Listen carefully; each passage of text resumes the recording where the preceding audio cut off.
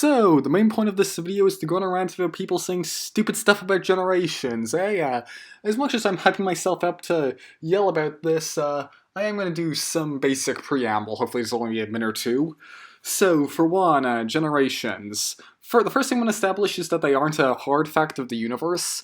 We didn't really understand generations as being like these hard concepts that you'd fall into the same way you'd fall into, say, a gender or a race until, like, until around the 60s-ish, when there was the whole generation gap of the boomers versus the silent generation. Before that, it's just like, oh, the generation, it's like, oh, there's this cohort of the family who are descendants of this group of people, who are descendants of this cohort of people, and like it was an intra-familial thing. It wasn't like there's these big cultural blocks that you fall into and are a member of, almost like a subculture the way it is now. And another thing I'm going to point out about that, with that being said, is our generational categories are a social construct.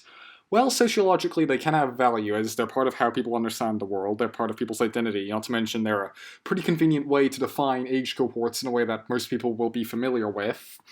They are thoroughly socially constructed. Well, yeah, there's going to be some differences between how I behave versus someone born in 1969, due to the fact that the society we grew up in was different. They didn't have the internet. I did. They had far more.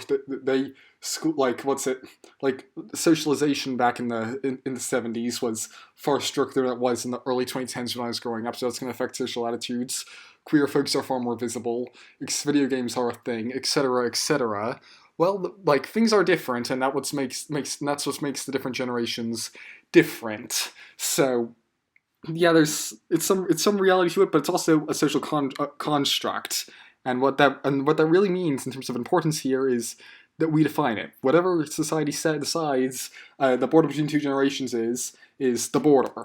If you really want a thorough understanding of these whole culturally defined generations as they exist within the Anglosphere, I'd suggest watching this couple of videos made by J.J. McCullough, as he basically he deconstructed them and explained them very well and in depth. But that's all you really need to know for here. Another thing I'm going to point out is that we have subgenerations, as in, we typically divide generations in two, between the version that's closer to the generation after them versus that's closer to the one before them. For instance, there's Xennials, who are millennials that are closer to Gen X, and Zennials, who are millennials that are closer to Gen Z. This is going to be important later, I swear. And the final bit is that you realize people born in 1979 are going to have far more in common with people born in 1980 than people born in 1960. The point of that is, in spite of the fact that there are different generations, but Gen X and Millennial versus the latter example, they're both Gen X. And something I'm going to point out is, we shouldn't understand the difference between generations being a hard border. You're born before this point in time, you're one generation, you're born after it, you aren't.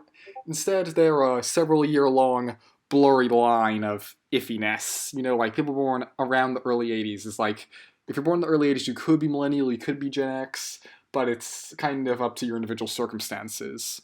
Okay, so, around half an hour ago, I found this video by a YouTuber called Harmony Haley, right?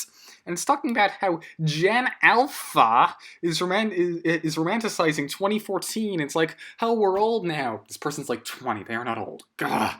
But anyway, the thing that annoyed me about this is they're talking about how basically the people who are teenagers right now, who they're referring to as Gen Alpha, are all super romanticizing 2014 in an accurate way, and they're like pretending to be like a porch boomer about it. And it's like, the really annoying thing about this is, this is something that's been boilingly annoying me for months and months on fucking end, and that is that the people, Gen Alpha, are fucking children. The younger end of Gen Z is not fucking Gen Alpha. I know you want to talk about the new youth generation and like be hippie about it and be all trendy about it, like, ooh, look, they're big guys on the and be like, look, they're all over the internet webs now, and ooh, but there isn't a new generation every 2 or 3 fucking years. There's only 2 or 3 fucking years ago. It was 4 years ago. Fuck, 2020s. We're a large part of the way through the decade now. What the fuck? Anyway, besides the fucking point, it's not every 3 or 4 years that a new generation comes about. Gen X is like 15, 20-ish years. Just the younger end of, like, I feel kind of attacked by this, because I kind of romanticize the 2010s. I'll get into why folks born in the younger of Gen Z, which I'm defining as being like, people born from the late 2000s to the early 2010s, romanticize the 2010s a lot. I'm going to get into that later. But I kind of do that a lot, so I felt kind of, I'm not gonna lie, I felt kind of attacked by that. I am kind of reeing and seething, albeit since I've recorded the other audio, I've kind of had time to calm down, so now it's much more performative than it was. But anyway!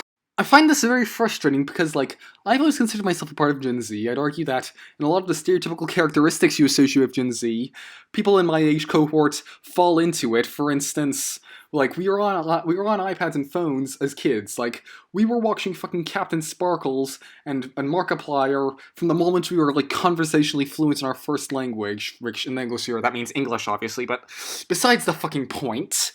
You know, like, I have teachers, right? And they have kids, right? And they were kind of, like, they do not let their, they have kids who are kids now, and they do not fucking let them go on the iPad as kids, you know? People talk about these kids being on the internet these days, but, like, you know, these are, like, teenagers, like 9, 10, 11, 12-year-olds like, getting all into Andrew Tate and shit. It's not like when we were kids, when it's, like, literal, like, people who are barely no longer babies, like toddlers and shit, watching YouTube for hours a day, you know? And I admit I kind of am an exception to this rule because I had older parents who were also neurodivergent weirdos, so I didn't actually get onto the internet properly till I was 9. But besides the point, we're still fucking, we're still terminally online as shit. We can still remember when the internet was this hip, not the internet per se, but like cell phone culture and social media and all that was like this hip new thing that the elders were like worried about and like finger wagging at and shit, and it was like, and it's like, wow, this is upending and changing society. We can fucking remember that time. We can fucking remember when anything corporate existing online netted an instant, like, hostile response from the whole fucking internet. You know, when fucking Disney Plus and crap didn't exist. When Netflix was seen as some radical, cheaper alternative to cable television. You know, that is an era I can actually remember. I was alive at that fucking time. You know, like the whole, the ways that, these younger Gen Z folks born, like, from 06, 07 onward, we're still, like, very left-leaning the same way that you typically see with it as a part of the generation, albeit now there is more of a subculture of right-wing people within Gen Z, particularly men. This is something that's statistically showable. Hey, I know shit about sociology, eh? But still, it's like, it's you see. Okay, I think I've gotten my rant out. Now, going back to what I was saying earlier about how there's sub-generations, I would argue that there is a distinct divide within Gen Z between the people who were in their late teens, like 15, 16, 17, during the pre-COVID days in the 2010s, versus folks like me who are teens, like 15, 16, 17 in the post-COVID days. Now, like, people born before around 2006, 2007-ish, 2006 having hit 13 in 2019 right before COVID, and I was born in 2007, and my 13th birthday consisted of playing Animal Crossing New Horizons, which I'd gotten for my birthday, well in the middle of lockdown, just not doing any school. My parents let me get away with it because I was in fucking middle school, high school here in Scotland. But anyway, I was in the school year out of 13, and it's like, you know, fucking online schooling was the Wild West, man. I miss those days, but besides the point, it's like, that was my 13th birthday, and anyway, but what this meant is that COVID has affected teenagerhood a lot as a thing. Going back to the point now. Like, teenagerhood is not what it was beforehand. Like, that whole image you get of teenagerhood is, like, going to parties and, like, meeting up with the girlfriends and, like, all that. Like, that kind of doesn't really exist anymore. It's also partly because social spaces, which are specifically targeted to teens, have been defunded and shut down a lot over the last decade, which means they just weren't available to us, which means that most of this younger end of Gen Z are even more terminally online than the older end, as in, we stay at home and we watch stuff on the internet. When we meet with our friends, we go to our friend's house and watch stuff on the internet. Or we put stuff on the internet. You know, we don't socialize in real life. A lot of us are super uncomfortable with interacting with people in real life. And for a lot of us, this is very depressing. Because due to the influence of Mean Girls, which that kind of popularized this romanticized imagery of, like, teenagehood and, like, hanging out with the girlfriends and, like, gossip and all that. That was kind of that romanticized image that seeped into kids' cartoons from, I'd say, around 2011 to 2014, for those of us in younger Gen Z. That was when we were kids, so we grew up being sold this like romanticized image of what it's like to be a teenager, and then for one, that wasn't really what being a teenager was like in the first place, and to the extent that was an accurate depiction, it stopped being pretty much the moment we became teenagers, and so a lot of us are super bummed out that we missed out on that era of our lives we were expecting to have, you know? The person who originally made the video that's prompted my rant, by the way, no harsh feelings. They made a pretty good video, even if some of their terminology pissed me off. Like, they're basically, most of what, their main reason they believe people want to go back to the 2010s in some ways, or a lot of Gen Zers like myself are nostalgic for the 2010s, is because basically the internet was far less corporatized back then. Like, back then, you didn't have to, random people didn't own ring rights and think about how they were going to be influencers and shit. It's like, it was socially acceptable to post scuffed shit on the internet, like scuffed selfies and the like, whereas nowadays, people spend literal hours on Instagram photos like it's their goddamn job. You know, you could just casually have fun on the internet. You know, whenever a corporation which was known about by most people over 21 would try to have any presence online, everyone would scoff at it. You know, it was like small content creators could rise out of nowhere, whereas nowadays that's becoming increasingly exceptional, albeit still not really unheard of the same way it once was before like modern internet came about. But you know, the world, like, I think that aspect of yearning for the old internet, or not the old internet per se, but like the Wild West era internets, like, you know, the pseudo-modern internet, the early modern internet, you could say. The yearning for that is also part of it, which, you know, that was seen as part of a teenage culture that was romanticized and sold to us when we were kids. And so it's a part of the yearning I think a lot of people my age and a couple years younger feel, is that we want to be living this stereotypical like imagined image of like teenagerdom from when we were children that was, again, questionably real in the first place, where it's like hanging out with people in real life and going to teenager parties and and like going online and posting this stuff on Instagram, and like Instagram being a new thing and it being all casual. You know, and again, we experienced this. We were online back then. It's just because we were kids and we didn't know how to make accounts, we often weren't posting very much, unlike a lot of the older Gen Z folks.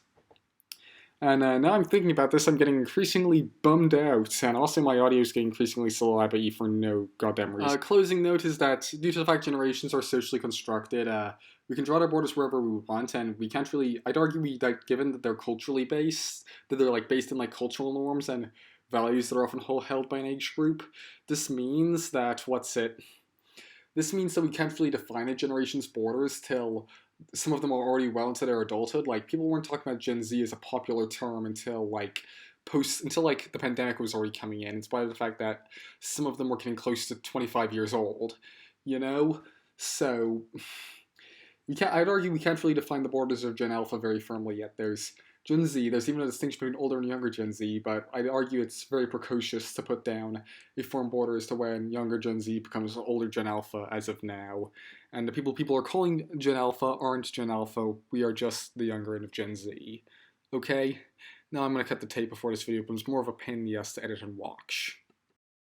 So, yeah, that was a video. It got made fairly quickly in less than a week. I just had a hit of inspiration. I said the lines, and then I did the editing. The editing, I took procrastinated on starting, but once I got moving, got done pretty quickly. Nothing too wrong went with it. I mean, some of the premising of it is definitely very vibes based. That's something I can say about it. Yeah, I mean, there's not much to say about this one. It's just, I've done it. I'm happy. I'm actually trying to keep my outros shorter. I'm trying to get into that habit just because basically I want to put cards at the end so people click on so that my session time increases, because, you know, I want stuff that's good for me in the algorithm to happen, because I want success, you see. But this video not so much, because there's a cuss that'll be in the last minute if I didn't keep this to 20 or 30 seconds. So yeah, I might want to monetize this one day. Fun fact: you can't actually monetize videos if there's cussing in the minutes or so on the edge of the video. Is it that 1 minute on each end? So that's YouTube now. It's a depressing thing, eh?